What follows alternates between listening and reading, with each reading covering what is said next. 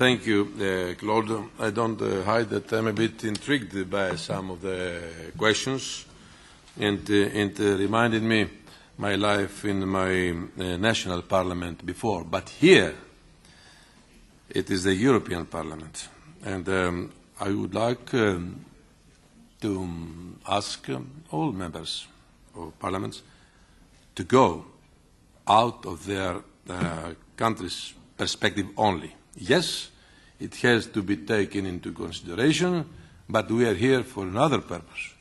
We are here in order to proceed to a sort of a synthesis of ideas, to find a common ground of how, as a union, we can address this issue.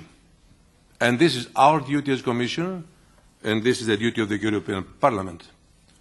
The European Parliament has been very supportive to our policy from the very beginning. I remind you that when this crisis knocked on the door of the European Union, we were all very unprepared, Member States and the European Union. But we are not there now. We have made progress, and we can do more if we move ahead in a united way, with full respect to the basic principles of solidarity and responsibility. I have repeatedly said that solidarity, yes, I fully agree, cannot be granted or requested à la carte. If you take a look into your national dictionaries, you will see that the term solidarity has exactly the same meaning in all languages. It's not to invent a new term, and solidarity is very clearly stipulated in the founding text of the treaties.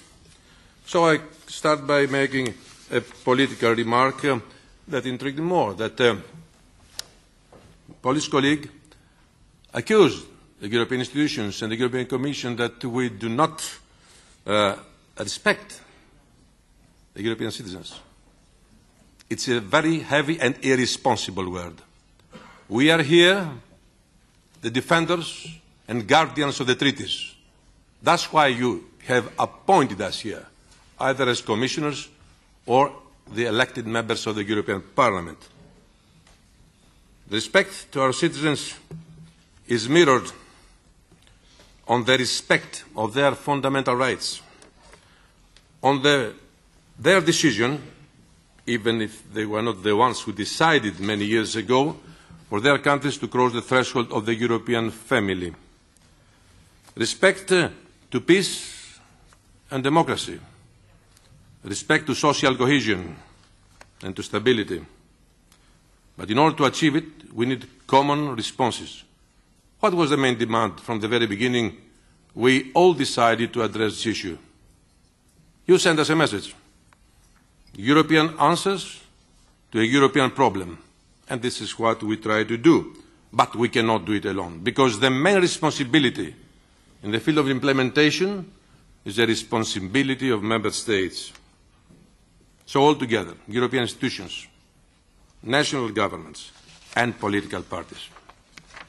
If there is something that does not respect the citizens, are the nationalist and populist voices.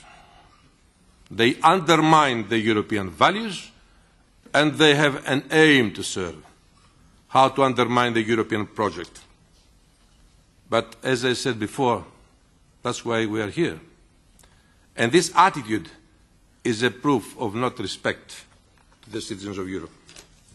Dear colleagues, you asked very concrete questions on the issue that had brought us here today.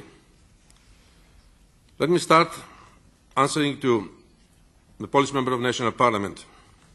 First of all, let me tell you that we should never amalgamate terrorism with migration. There is only one incident, the one in Germany, where the perpetrator was someone who had illegally crossed the European borders.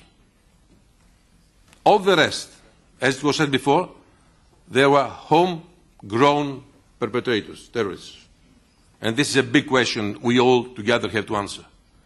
Because they are the sons and the daughters of the ones who came to Europe 40 years ago. So there we have to give an answer on how we manage or not to integrate them.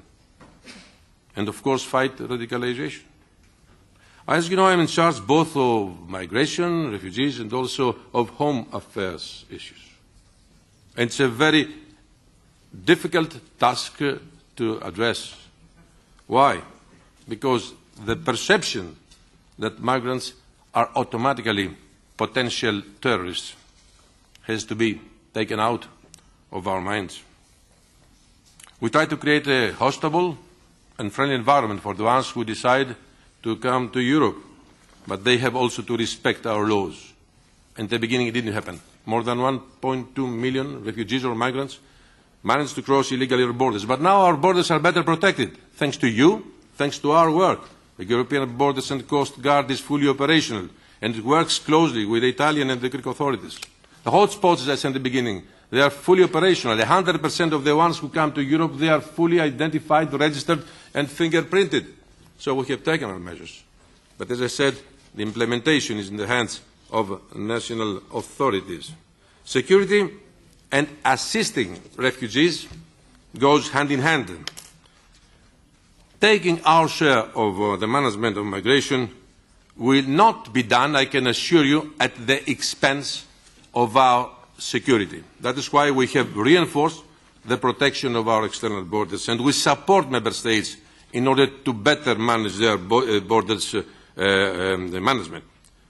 We have reinforced the checks, and all migrants are now, as I said, fully identified. Now, another point was Europe is imposing rules, obligations with which we disagree. No.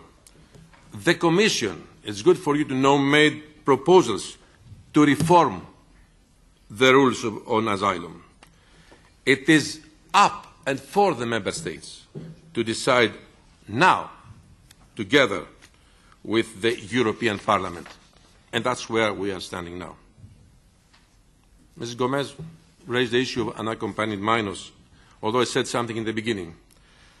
The proposal reinforces the special procedural guarantees that are available for vulnerable persons. The best interests of the child continue to be for us the primary consideration. Special procedures such as accelerated examination and border presence can only be applied to unaccompanied minors in limited and only in purely justified circumstances. Our proposal on the reception conditions aims exactly at fighting secondary movements and ensure convergence between the national systems, and of course this is one of our objectives right now. I agree with Ms. Fayon. Yes, I have said it repeatedly in other sessions of the Parliament. We need to be more ambitious for the minors, and as I said before, for the unaccompanied minors. We had a very fruitful exchange in November and at the missing children in Malta. You are there. We are working on a following up to all these conferences to identify actions that would allow Member States to better manage the increasing flows of minor migrants. Now, relocation.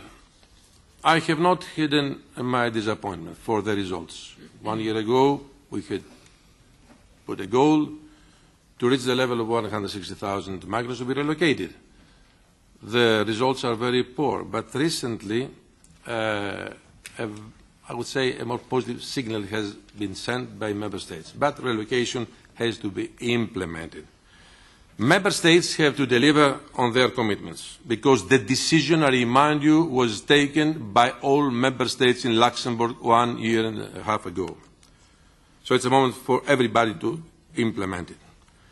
All migrants, I repeated, that are eligible for relocation in Italy and Greece should be relocated by September, and we shall come back at the end of September to see whether all Member States comply to that. Now to the question of the Czech member of the Parliament on temporary protection. we have not proposed to implement it because we are confronted to mixed flows of genuine refugees and irregular migrants.